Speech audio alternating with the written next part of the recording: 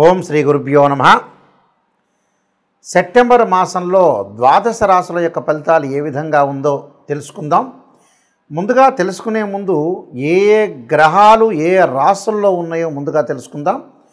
ముఖ్యంగా శని వక్రగతిలో ఉండి మీనరాశిలో సంచారం చేయటం, రాహు కుంభరాశిలోను, కేతు కర్కాటక రాశిలో సంచారం చేయటం, గురువు మిథున రాశిలో సంచారం చేయటం జరుగుతుంది. అయితే ఈ గ్రహాలన్నీ కూడా సెప్టెంబర్ మాసంలో ఒకే రాశిలో సంచారం చేయడం జరుగుతుంది. మిగతా గ్రహాలని మనం ఒకసారి పరిశీలన చేసినట్లయితే ముఖ్యంగా ప్రథమార్థంలో శుక్రుడు కర్కాటక రాశిలో సంచారం చేయటం, అలానే ఈ ప్రథమార్థంలో రవి బుధులు సింహరాశిలోను, కుజుడు కన్యారాశిలోను సంచారం చేస్తాడు. ద్వితీయార్థం అనగా 15వ తారీఖు తర్వాత శుక్రుడు సింహరాశిలోను, అలానే రవి బుధులు కన్యారాశిలోను, కుజుడు వచ్చేటప్పటికల్లా తులారాశిలోను సంచారం చేస్తాడు. అంటే గ్రహస్థితి అనేది ప్రథమార్థం కంటే ద్వితీయార్థంలో కొన్ని మార్పులు జరుగుతున్నాయి. ఆ ద్వితీయార్థంలో మార్పులు జరిగేవి ఏం గ్రహాలంటే శుక్రుడు, రవి బుధులు, కుజగ్రహం అనేది మార్పు జరుగుతుంటుంది. కాబట్టి ఇవన్నీ కూడా ప్రథమార్థానికి ద్వితీయార్థానికి కొంత తేడా ఉంది. కాబట్టి మీరు ఇవన్నీ కూడా గమనించుకొని ఇవన్నీ ముందు తెలుసుకోవాలి. ఇవన్నీ కూడా గోచారరీత్యా చెప్పబడే ఫలితాలు అంటారు. అంటే this is the transitive system అంటారు. కానీ బర్త్ చార్ట్ ప్రకారంగా జరిగే ఫలితాలు కావు. గోచారం అనేది ఎప్పుడు కూడా 20% రిజల్ట్స్ ఇస్తాయి. అలానే బర్త్ చార్ట్ ఎప్పుడు కూడా 80% రిజల్ట్స్ ఇచ్చే అవకాశం ఖచ్చితంగా ఉంటుంది. కాబట్టి నేను ఈ ద్వాదశ రాశుల యొక్క ఫలితాలు ఈ సెప్టెంబర్ మాసంలో ఏ విధంగా ఉన్నాయో మనం ముందుగా ఇప్పుడు తెలుసుకుందాం. కర్కాటక రాశి వాళ్ళకి ఏ విధంగా ఉండబోతుంది సెప్టెంబర్ మాసంలో మనం చూసుకున్నట్లయితే, కర్కాటక రాశి వాళ్ళకి ముఖ్యంగా వీళ్ళకి జన్మంలో శుక్రుడు ఉండటం, ఆ తర్వాత ద్వితీయంలోకి రావటం. ద్వితీయంలో శుక్రుడు ఎప్పుడు వస్తారు అందరూ గమనించాలి. సెప్టెంబర్ 15 తర్వాత ద్వితీయంలోకి శుక్రుడు వస్తాడు. అప్పుడు మనకి ద్వితీయంలో శుక్రుడు వచ్చిన తర్వాత శుభ కార్యక్రమాల నిర్వహణ, ఏదైనా అనుకున్న పనులు చేయటం కానీ, డబ్బుల విషయంలో కానీ, మొండి బాకీలు వసూలు కావటం కానీ, మనకి ఎవరైనా డబ్బులు ఇవ్వాల్సిన వాళ్ళు కానీ, బ్యాంకు లోన్లు కానీ, వ్యాపార పరంగా అనుకూలంగా ఉండేది సెప్టెంబర్ 15 తర్వాత అనుకూలంగా ఉంటుంది. అంటే లావాదేవీలు కానీ ఏదైనా మాట్లాడాలనుకున్నా కూడా బాగుంటుంది. అలానే ఇక్కడ ఏదైతే వ్యయాధిపతి తృతీయాధిపతి అయిన బుధుడు ద్వితీయ స్థానంలో ఉండటం మంచిది. ద్వితీయ స్థానంలో ఎప్పుడు ఉంటారు? మొట్టమొదటి 15 రోజుల పాటు ఉంటాడు. మొట్టమొదటి 15 రోజుల పాటు అనుకూలంగా ఉంటాడు. తర్వాత రోజుల్లో కూడా మధ్య రకమైన ఫలితాన్ని ఇస్తాడు. అంటే టోటల్గా కొంత బుధుడు అనుకూలంగా ఉంటాడు కాబట్టి వ్యాపార మార్గంలో వెళ్ళొచ్చు, నూతన వ్యాపారాలు సాగించవచ్చు, వ్యాపార పరంగా కూడా విస్తరణ జరిగే అవకాశాలు బయక్కుంటాయి. టోటల్గా బుధుడు మీద కొంత శుభదృష్టి ఉండటం వల్ల కూడా అనుకూలంగా ఉండే అవకాశం ఒకటి ఉంది. కాబట్టి బుధగ్రహం అనేది అనుకూలంగా ఉందని చెప్పుకోవచ్చు. అలానే గురువు 12వ స్థానంలో ఎప్పుడు కూడా గురువు మంచివాడు కాదు. ఎందుకంటే ఇక్కడ షష్టమాధిపతి అయ్యాడు.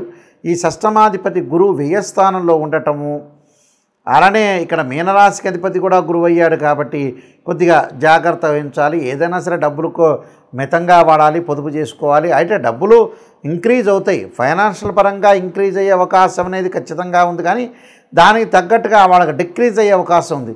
డిక్రీజ్ ఎందుకు అవుతుంది అంటే ఆస్తులు కొనుగోలు చేసే అవకాశాలు ఎక్కువగా ఉంటాయి.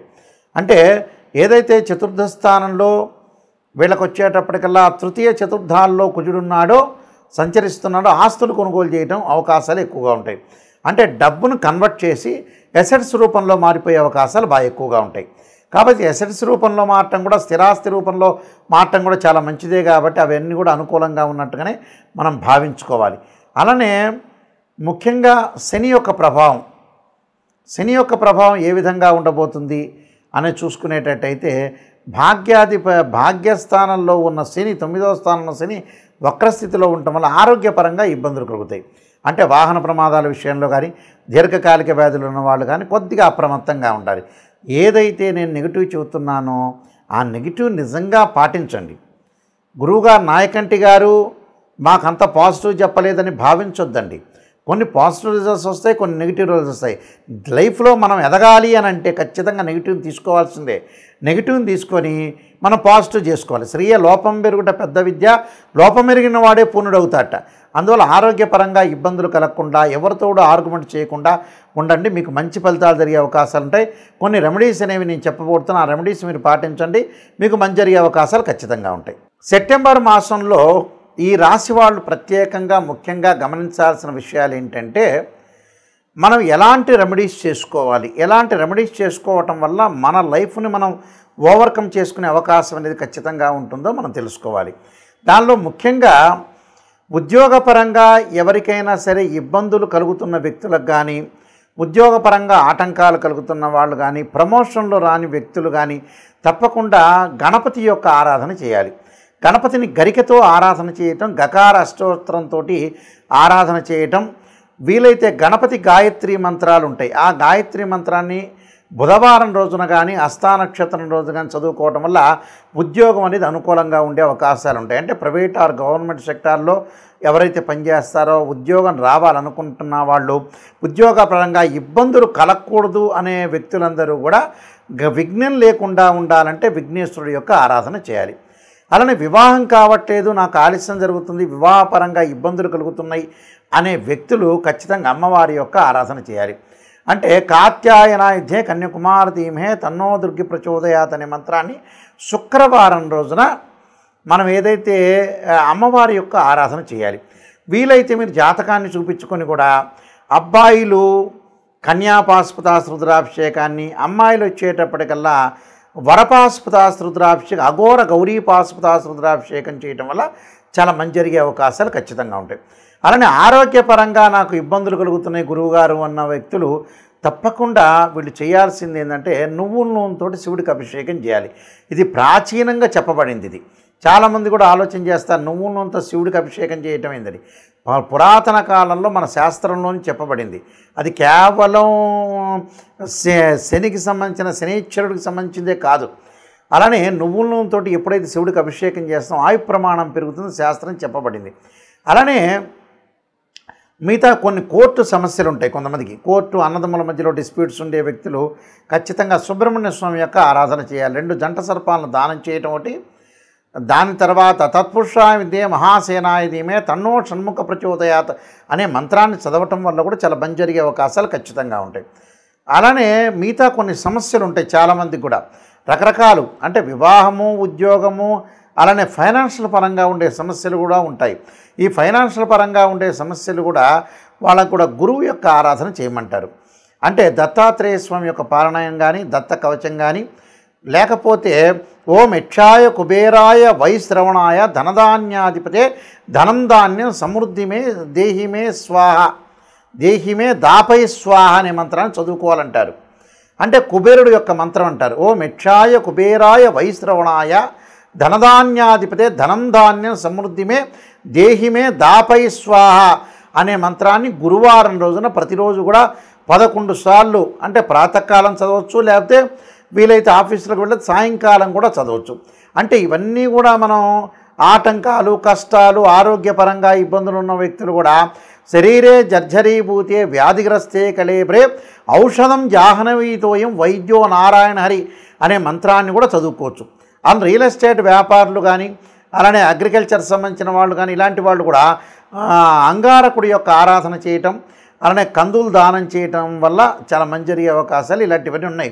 అయితే ఇవన్నీ కూడా మనం పాటించడం వల్ల కూడా మంచి జరిగే అవకాశాలు బాగా ఎక్కువగా ఉంటాయి. అలానే మనశ్శాంతి లేదు అనే వ్యక్తులు కూడా చాలామంది ఉన్నారు. ఆ మనశ్శాంతి లేని వ్యక్తులు ఖచ్చితంగా చంద్రుడి యొక్క ఆరాధన చేయాలి. వాళ్ళు ఎలాంటి ఆరాధన చేయాలంటే క్షీరపుత్రాయుధే అమృతతత్వాయ ధీమే తన్నో చంద్ర ప్రచోదయాత్ అనే మంత్రం ఉంటుంది. అంటే మానసికంగా మనం విల్ పవర్ పెంచుకోవడానికి, స్ట్రాంగ్ కావడానికి కూడా చంద్రుడి యొక్క ఆరాధన చేయటం చాలా విశేషం. అంటే ఇవన్నీ కూడా మనం ఏదైతే ఉద్యోగం కానీ, వృత్తిపరంగా కానీ, ఉద్యోగపరంగా కానీ, ఆరోగ్యపరంగా కానీ రకరకాల ఇబ్బందులు, రకరకాల కష్టాలు ఉన్న వ్యక్తులు ఇలాంటివన్నీ కూడా మనం ఏదైతే మంత్రం అనేది చదువుకుంటాం, మంత్రబలం వల్లనే మనం ముందుకు వెళ్ళే అవకాశం ఉంటుంది. కానీ ఇవన్నీ కూడా గోచారరీత్యా చెప్పబడే ఫలితాలు గుర్తుపెట్టుకోవాలి, గమనించాలి.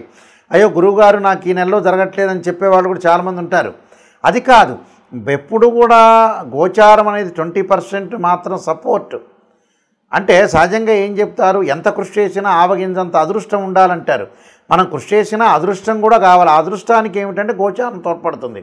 కానీ బర్త్ చార్ట్ కూడా చాలా ఇంపార్టెంట్.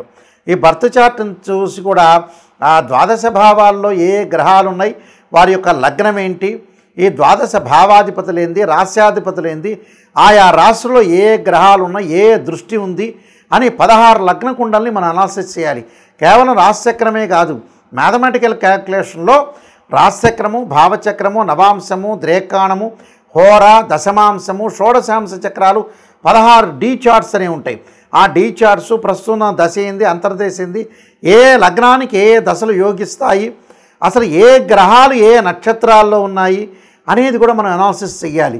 అంటే లైఫ్ని ఎప్పుడూ కూడా నిజంగా అనాలిసిస్ చేసి గురువుగారు నెగిటివ్ చెప్పినా పాజిటివ్ చెప్పినా నెగిటివ్ను కూడా తీసుకోవాలి. రాశి ఫలం వినేటప్పుడు ఖచ్చితంగా నేను ఒక విషయం చెప్తాను, గురువుగారు నాకు ఎంత పాజిటివ్ చెప్తున్నారని ఆలోచన చేయొద్దని. నిజంగా నేను ఒక్కడనే కాదు, నాయకంటి గారే కాదు, ఎవ్వరు చెప్పినా కూడా నెగిటివ్ని తీసుకోండి. నాకు ఈ నెలలో ఇలా జరగబోతుంది, అయితే నేను జాగ్రత్త వహించాలి అనే పాయింట్ని మేము హింట్ చేస్తున్నాం ఇక్కడ.